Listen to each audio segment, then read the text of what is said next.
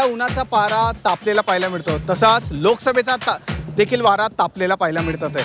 रावेर मतदारसंघ हे सर्वांसाठी महत्त्वाचं उमेदवारीचं संघ पाहायला मिळतात आहे। यामध्ये बघायला गेलं तर रावेरमध्ये राष्ट्रवादीचे राम या भाजपाची रक्षा लोकांच्या मनात काय आहे, जी 24 तासचा बोल बिंदास या कार्यक्रमात लोकांकडनं जाणून घेऊया कशा पद्धतीचं इथल्या विचार आहे, कोणाकडे कौल आहे हे जाणून घ्या। दादा काय सांगणार, कोणाची हवा आहे सध्या? आपल्याला काय समजत नाही, आपल्याला काय समजत नाही। हवा काय श्रीराम पाटीलची रावेर तालुक्यात करते ना काहीतरी, ते बीजेपी काय केलं ठेंगा, बीजेपी काय केलं ठेंगा। रक्षा खर्ची हवा है क्यों? और काम जरा करते हो खेड़े बाड़ में। श्रीराम पाटिल होना, श्रीराम पाटिल होना भाई। क्यों? पहला नया आदमी नया काम करता, अच्छा काम करता।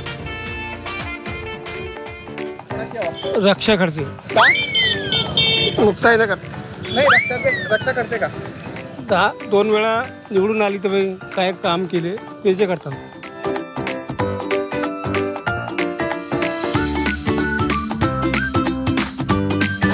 काय सांगाल, कोणाची हवा रावेरमध्ये? श्रीराम पाटील। श्रीराम पाटील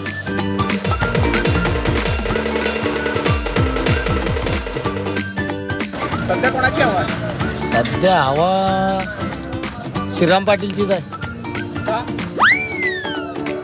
जास्त प्रचार गिरचार सर्व श्रीराम पाटीलचाच होत आहे। रक्षा खर्च तर काहीच नाही आहे, त्यानं कामच नाही केलं ना इकडे, त्याच्या तालुक्यातच कामं केले, इकडे कामं केलेच नाही।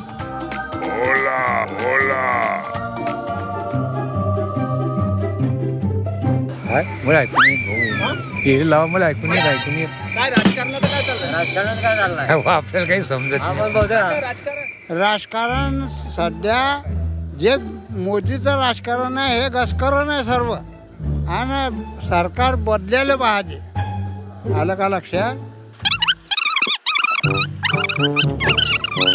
हे मोदीचं राजकारण 4 आण्याची लालूच दाखवणे आणि ₹100 काढून येणं, ₹100 काढून येणं।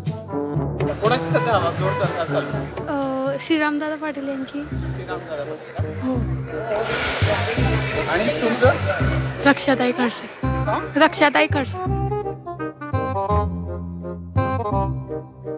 श्रीराम पाटील हा एक नवीन चेहरा आहे आणि रक्षाताई खडसे हे म्हणजे 15 वर्षापासून निवडून येत आहे। तर मला मी जे भीड वगैरे बघितली त्याच्या कारणाने वाटते की बुवा निवडून म्हणजे यावर्षी रक्षाताई खडसेंचं येऊ शकते। डायरेक्ट श्रीरामालाच निवडून देऊ, रामाच्या नावावर मतदान मागणाऱ्याला निवडून देणार नाही। हवा जोरात वाटते, कोण उमेदवार देणार? हे बघा, हवा म्हटलं की हवा कोणत्या दिशेने कशी व्हावी, कोणाचा जोर आहे तो मतदान आणि निवडणूक झाल्यानंतरच कळेल।